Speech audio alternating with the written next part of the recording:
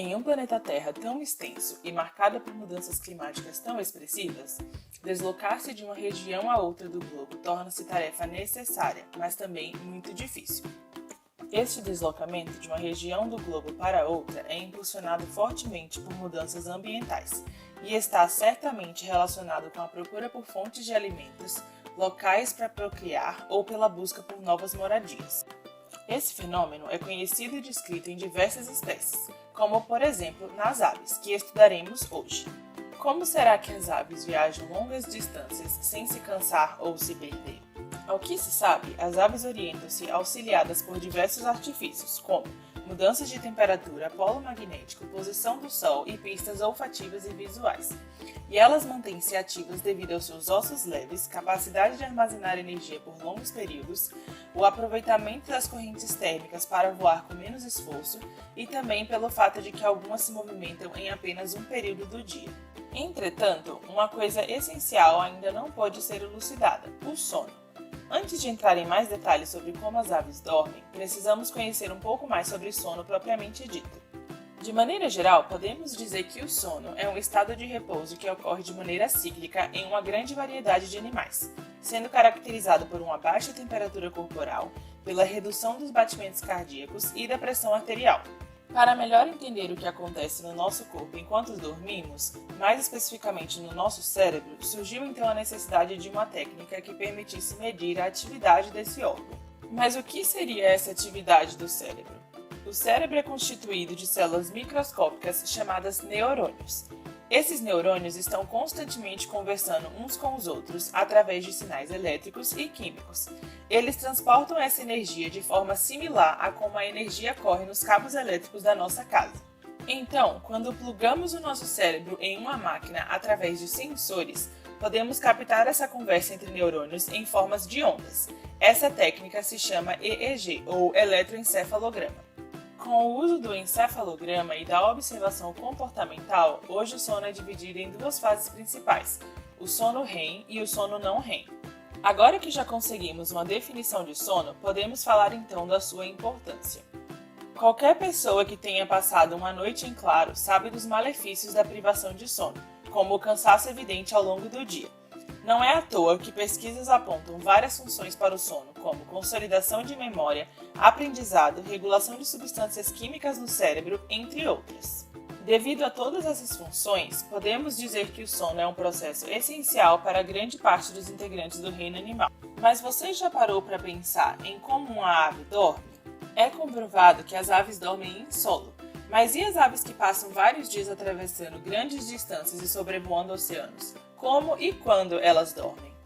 Pesquisadores de todo o mundo acharam curioso todos esses questionamentos, especialmente quando olhavam para exemplos de aves oceânicas que viajavam por tanto tempo sem apresentar os efeitos adversos que vemos em outros animais privados de sono. A explicação que eles propõem de início é que, de alguma forma, essas aves dormem enquanto voam.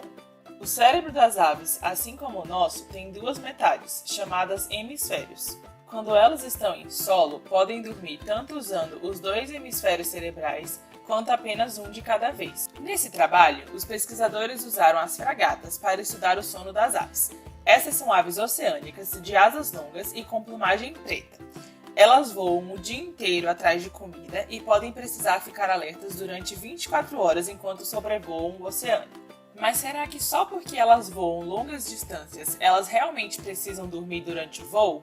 Ou quando estão em solo, dormem o suficiente para recarregar todas as energias necessárias? Para responder essas perguntas, os cientistas usaram a técnica de EEG, que já foi explicada anteriormente. Além dessa técnica, eles também colocaram nas fragatas um aparelhinho de GPS para localizá-las e um chip que funcionava como acelerômetro, capaz de medir não só a velocidade do voo, como dar pistas sobre os tipos de voo e batidas de asa. Com todos esses aparelhos e medidas, os cientistas puderam então começar a responder algumas perguntas sobre o sono nas fragatas. Eles analisaram o comportamento dessas aves no arquipélago de Galápagos e viram que elas possuem um padrão de voo caracterizado por uma subida circular em massa de ar quente, seguida por uma descida rápida e planada quando elas procuram por alimento. Eles viram que durante o voo circular, as fragatas podem dormir quando estão em grandes altitudes. Porém, dormir durante o voo é muito perigoso e elas precisam ver para onde estão indo. Por isso, foi observado que na maioria das vezes, elas dormem com apenas um hemisfério cerebral, deixando um dos olhos abertos.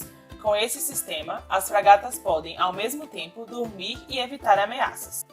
Quando as aves dormiram com apenas um hemisfério, notou-se uma preferência em girar durante o voo para o lado com maior atividade cerebral. Desta forma, o olho está sempre aberto na direção que a ave está girando. Em algumas aves, foram registrados momentos em que elas dormiram com os dois hemisférios, e nesses casos não houve preferência de direção no giro. Em raras ocasiões, os pesquisadores conseguiram detectar o sono REM, que é caracterizado por pequenos espasmos e a queda da cabeça. E por fim, de todo o período de voo sobre o Oceano Atlântico, as fragatas apenas dormiram 3% do tempo, enquanto que na Terra elas normalmente dormem 53% do dia. Esses e outros dados reportados aqui sugerem que as fragatas conseguem reprimir mecanismos de regulação do sono quando estão voando, e que podem então recuperar o sono perdido quando retornam para a terra firme. O comportamento de dormir com apenas um hemisfério do cérebro também foi observado em mamíferos marinhos. Por exemplo, cetáceos como os golfinhos nariz de garrafa e o boto cor-de-rosa são capazes de nadar até a superfície para respirar enquanto estão dormindo dessa forma. Na verdade, golfinhos nariz de garrafa nunca param de se mover desde o nascimento até o dia da sua morte. Eles passam a vida toda nadando e desviando de obstáculos mesmo durante o sono.